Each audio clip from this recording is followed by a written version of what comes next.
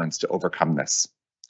Before I close, I want to acknowledge the hard work of our regional emergency operations team.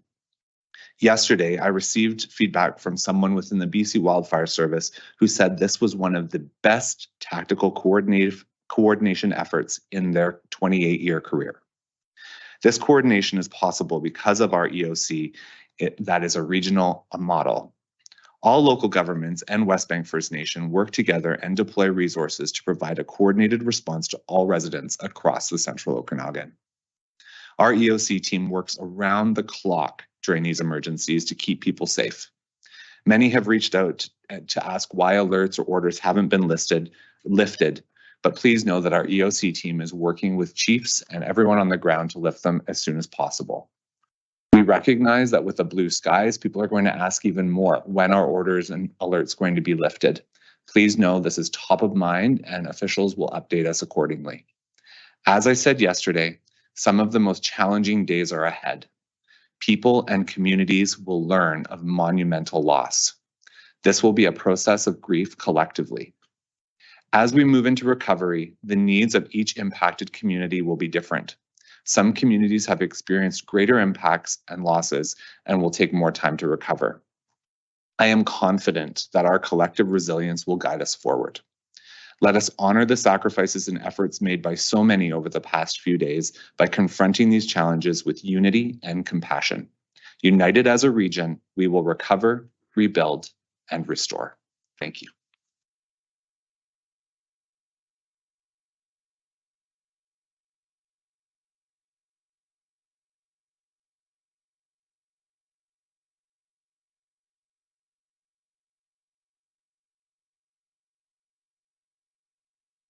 Thank you, Chair Wooldridge. Next, we'd like to invite Doug Gilchrist, City of Kelowna Manager, and today's Emergency Operations Center Director to the mic.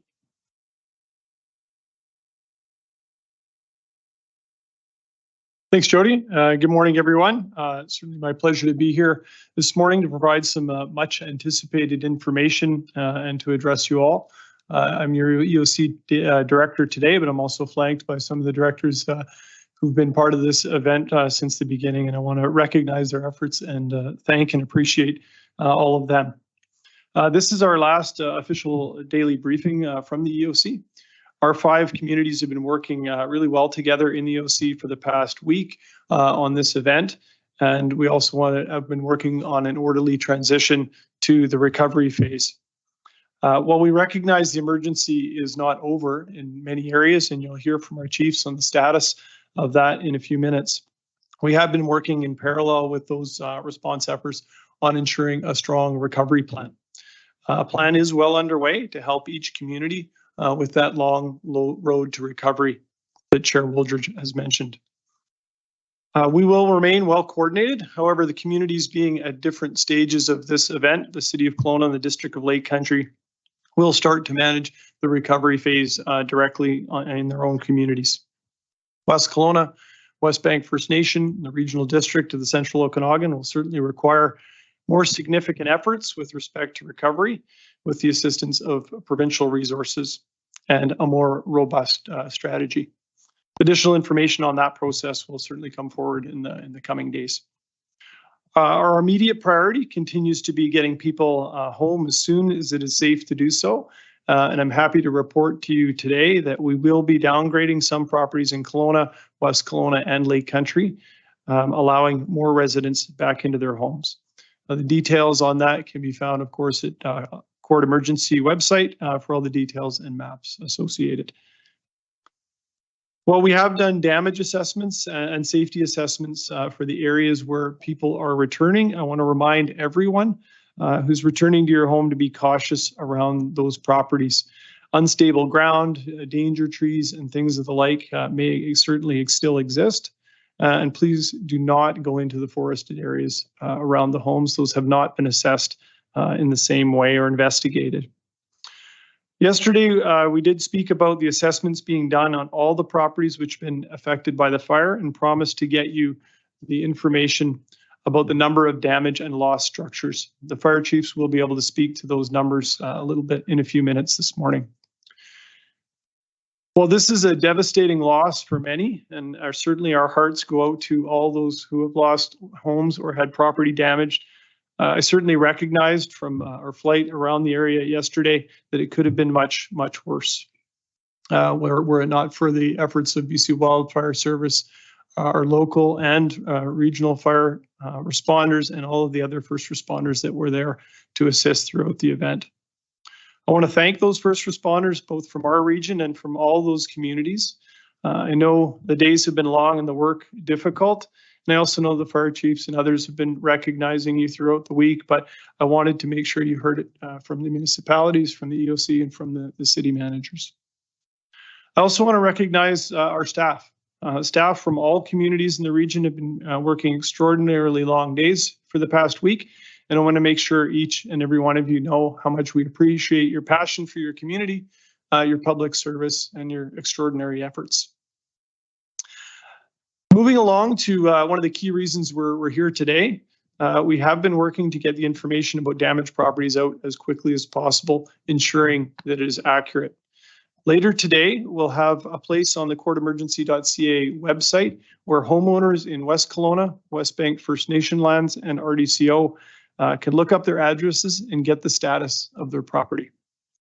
This process is necessary to do it through a web-based model because of the number of properties that have been impacted. When you get to the website, you'll be asked to put in your address and you will immediately get a response whether your property is fine or whether it has been damaged, partial or total structural loss. If your property is not listed as having significant damage, it does not mean you can go home. All the alerts and orders are still in place for those areas. We're looking to do removal of evacuation orders as quickly as possible and when it's safe to do so. And as always, go to the Court Emergency website for that detailed information. If your property has partial or total structural loss, we'll ask you to complete a brief online form to give us some information so that we can make some detailed or make some good decisions around that property and also contact you and have further detailed discussions. When it's safe to do so, we will be looking to have the property owners who have had losses taken out to those properties on a priority basis. If you do not have access to the internet to go on and check that property, of course, you can go to the EOC Public Information Line, 250-469-8490, and one of our staff will walk you through that. I know it's going to be difficult information for people to receive. They are your homes and critically important pieces of your family and assets, and it'll be a challenging, difficult conversation. There's a number of support services listed on courtemergency.ca, and I would encourage everyone to use those. Thank you.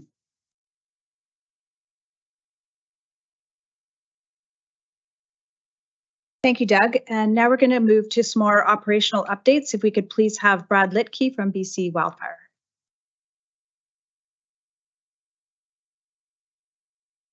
Good morning. Thanks for having me here today. So the Grouse Complex comprises of the 3 wildfires in the region, which is the McDougall Creek, the Walroy Lake, and the Clark Creek. As of yesterday, we have a total of 571 firefighters assigned to these complexes. And that doesn't include our friends with the RCMP, hydro and other utilities, as well as all of the EOCs. So that's what we have on the ground. From a weather perspective and an update there, some good news is some of our weather stations around the fires have shown up to 6.2 millimeters of rain from the overnight hours, primarily on the north side of the McDougall Creek fire, and the West Kelowna weather station captured and measured 22 millimeters of precipitation overnight. Today, the temperatures should remain cooler and reaching a high of only 22 degrees Celsius, with relative humidity values reaching minimums of 45 to 55%. That's going to aid us in keeping the fire behavior low today for a little bit more stability, and will allow us to make greater progress on the fire ground. The afternoon winds should be from the southwest at 10 to 20, gusting 30 to 40 kilometers an hour. Specifically to the McDougall Creek, tracked yesterday at 12,270 hectares. We've seen an improvement of the visibility from the heavy smoke conditions of the previous days, which has allowed us to get better, not only tracks on the fire, but more of our aviation assets in the air. The incident has a total of 17 helicopters assigned to the complex. And last night on the McDougall Creek, we had 40 structural personnel, 22 firefighters working alongside the RCMP. Today on the ground, 64 firefighters, 14 operational single resources, and 177 structural protection personnel working alongside BC Hydro, who is reconnecting power to critical infrastructure, as well as providing safety to the responders along areas where hydro lines have been impacted. RCMP are manning multiple checkpoints to secure the evacuation order area to keep people safe.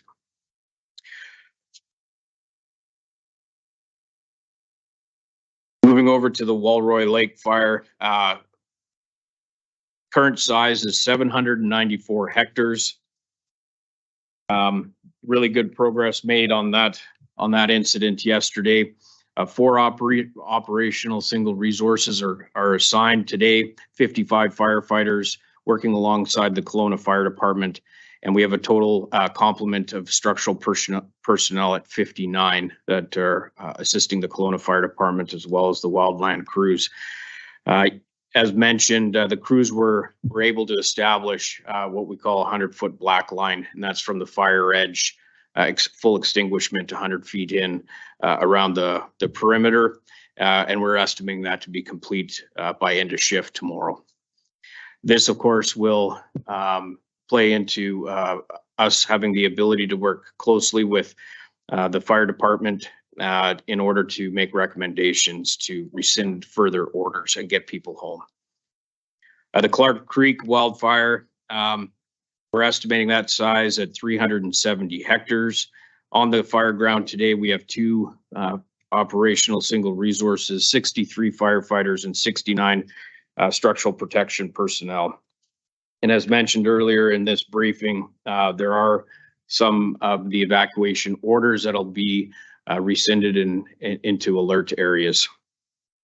Our priorities continue to be responder safety, private property and government infrastructure, local and otherwise, as well as evacuation management to try to get people home as fast as we can when it's safe to do so, as well as any businesses open that were impacted by the orders. Thank you very much.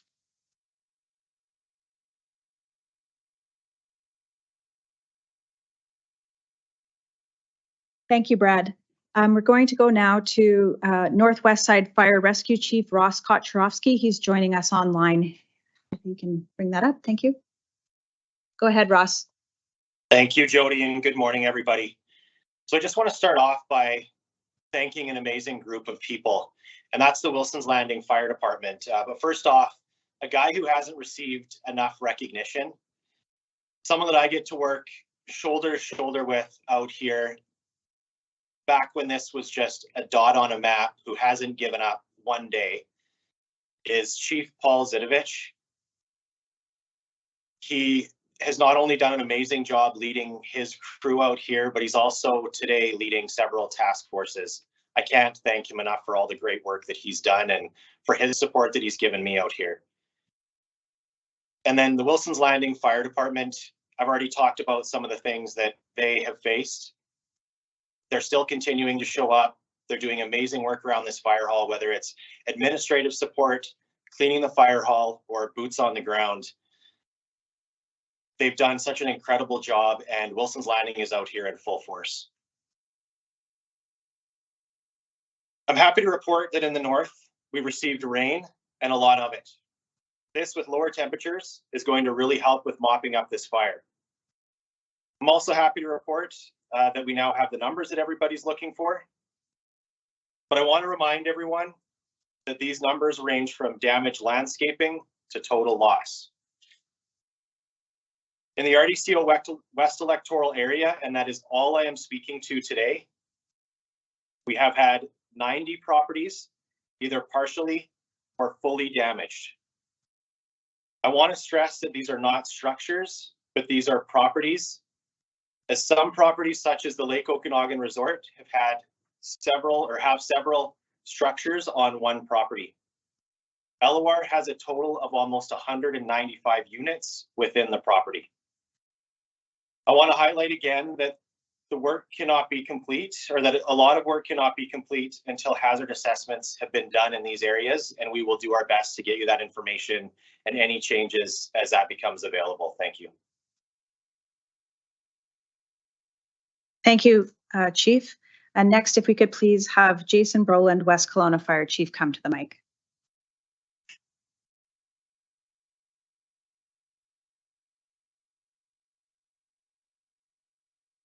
Hi, well, good morning, everybody. As you've already heard, there are so many people behind this response, and even more so now skilled professionals as we move into the recovery phase of the incident, and you've heard from many of those today. I want to start out by expressing my sympathy for all of those who have lost homes as a part of this incident. I can now confirm that within the city of West Kelowna and Westbank First Nations, there is 84 properties that have some level of damage. And again, to qualify, this is properties with damage, not structures. And this is within the city of West Kelowna and Westbank First Nation area, which is where we deliver our fire service at West Kelowna Fire Rescue. This number may change as we continue to get further and further on the ground and our assessments get more and more in depth. So it rained last night, and that's a very positive sign. I think we had about an hour of rain, and it was mentioned almost 20 millimeters at the weather station in Rose Valley. So that, combined with the increased humidity and the cooler temperatures, is going to be a boost for our response to this fire. I just returned from flying the fire along with Mayor Milsom and Chief Louie, and I can say, as you can observe out there on the ground, that things are looking good. But I want to temper that with the fact that there is still a lot of work to be done before we can get you back to your homes, and I'm going to speak a little bit more to that. We are making incremental improvements out there in the field, but it's only because of hard work of all of the firefighters on the ground. We have had no structures lost in the last 24 hours. The firefighting overnight was sporadic and it was spotty. It was quieter last night than it was the night before, and I hope we can continue to build upon that. Today, I want to highlight some other folks who may not be getting the same type of attention, but who are also on the ground in a very big way, and that is members of the RCMP. We've asked a lot of the members of the RCMP throughout this incident. When we first started evacuating properties, they were the ones who were running door to door, knocking on the doors and getting people out of harm's way. When we were in the midst of the firefight, they were the ones who were standing there with us. This is everything from constables who were out on the road to detectives to members of the management staff. They were all there, boots on the ground. They've knocked on every door that I've asked them to, and they've provided service at roadblocks and throughout your neighborhoods to keep your home safe while you were gone. But also more than that, they haven't just driven by fires when they happen. And I received some pictures late yesterday from Staff Sergeant Dixon in West Kelowna of his members fighting a fire with a garden hose. And, you know, as much as I've said for a number of these media conferences that, you know, we firefighters live here and we're committed to the community, well, so are the RCMP members who are out there in many cases doing the same type of work. So I want to just provide full credit to them. Yesterday and today is the first time that we've seen the hills and the mountains surrounding our community, and it does look pretty shocking. Last night, once again, the fire was highly visible. There was lots of smoke and there was glowing in the hills. So I just want to talk a little bit about that, and I have an ask for the public. Your notifications of smoke, flame, and fire are very important. However, if you're seeing smoke or small amounts of glowing within the fire's perimeter, we're aware of those. We have members on the ground patrolling of the fire service, of the BC Wildfire Service, and of the RCMP. However, if you see something outside of the fire's perimeter, or you see a significant amount of smoke or flame inside the perimeter that might indicate that a house is on fire, for example, we need to continue to have those reported to 911. So what I'm trying to do is balance what are multiple reports we're getting every day and night of, smoke seen halfway up the mountain. We don't need to know about those. However, if it's a new fire or a rapidly growing fire, we certainly do, and we'll have crews who will attend. So we're doing our best to get you home. We're making progress. There will be additional evacuation orders, which will be rescinded today. But I want to talk a little bit about that process so that everyone understands what goes into it. They will come in small pieces. They will be nowhere near as large as when we asked you to leave. I want to share how we make these decisions so that people understand some of the things we're thinking about. We're looking at, first and foremost, is it safe to do so? So for me and my partners at the RCMP and the Wildfire Service, we're considering things like, is the fire out in the neighborhood? We're looking at debris and hazards that may be on the roads and in the properties. The Wildfire Service has technical expertise that helps us understand, is the neighborhood protected? Is there a fire guard or burned area? Is it tied in and mopped up around your homes? And only then would we begin to consider and move on to other things. Our local government employees are looking at things like your utilities to make sure that we have enough water to fight fires in that neighborhood, to make sure that your sewer is working, your power is secured or on, that your natural gas is secured or on. We'll be looking at making sure that your garbage is going to get collected when you return home on a regular schedule. Also, is the neighborhood secure? Is the route that you're going to travel to get home back to the evacuated area open and safe for you to travel on? Many of the streets are covered in debris, branches, ashes, rocks that have rolled down the hill, tree stumps. And we need to ensure that the streets are swept in many cases and clear for you to travel on.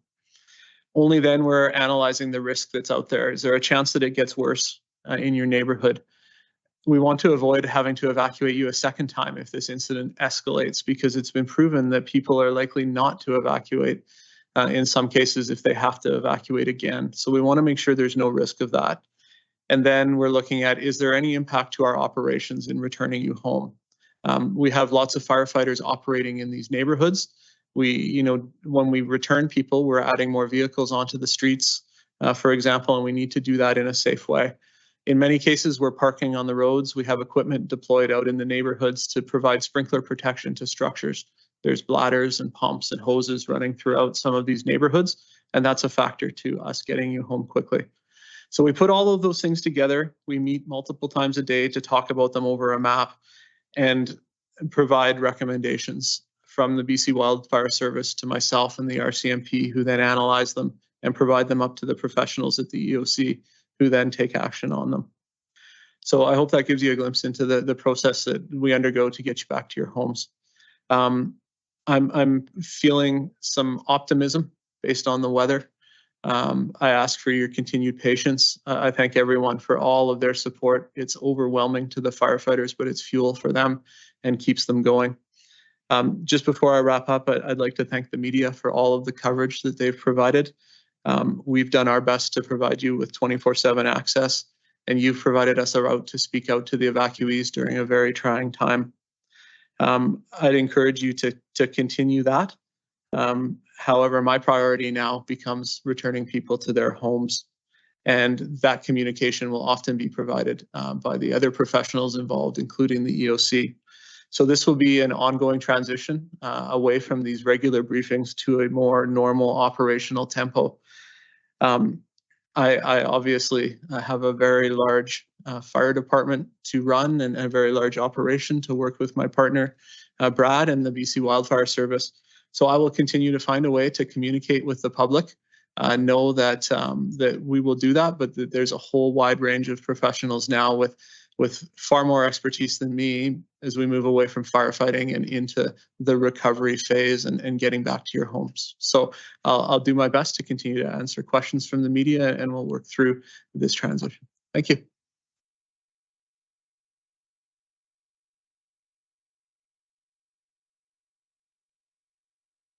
Thank you, Chief Brolin.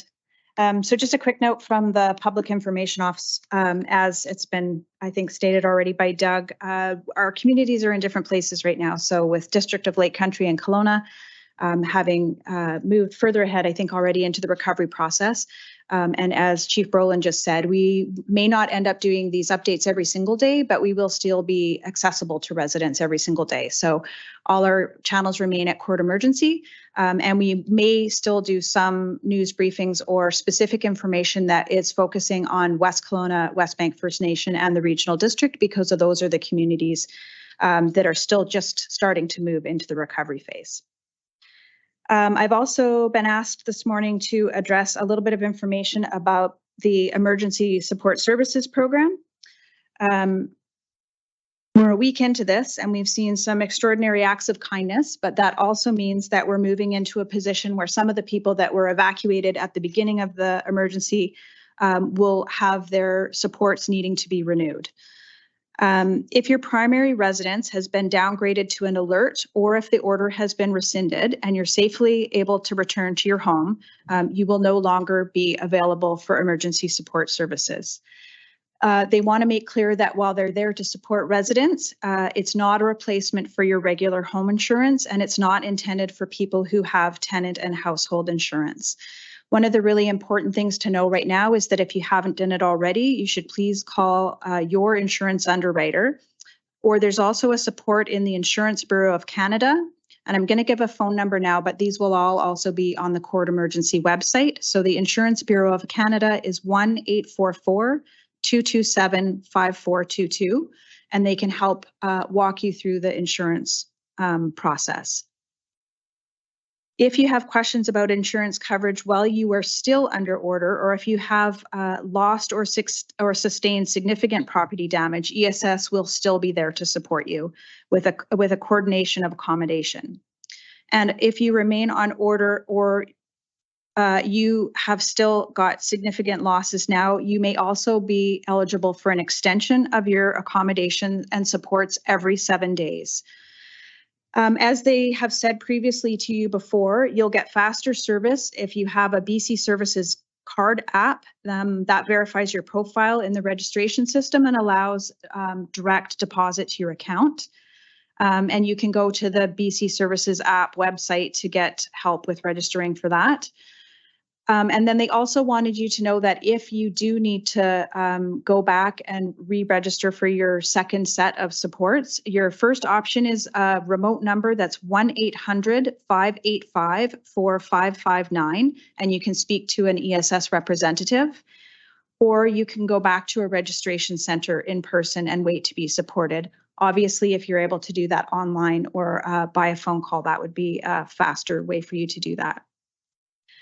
The one other thing that they had asked me to mention was just that Service BC last night did send out an email to almost 8,000 evacuees who had registered for supports in Kelowna, West Kelowna, Lake Country, West Bank, and West Bank First West Kelowna and West Bank First Nation. Citizens that did that would have been contacted by telephone or text last night. And we have had an overwhelming number of phone calls today with everybody being so aware of online fraud. There's people double checking that actually did come from Service BC, and yes, it did. So if you were registered with them, you would have got a phone call or an email, a phone call or a text last night. And just last but not least, they wanted to just comment again that they're so grateful for the staff and the many, many volunteers who are continuing in our area and across BC to both answer phone calls and to be at the registration centers. So that's the end of our presentations today.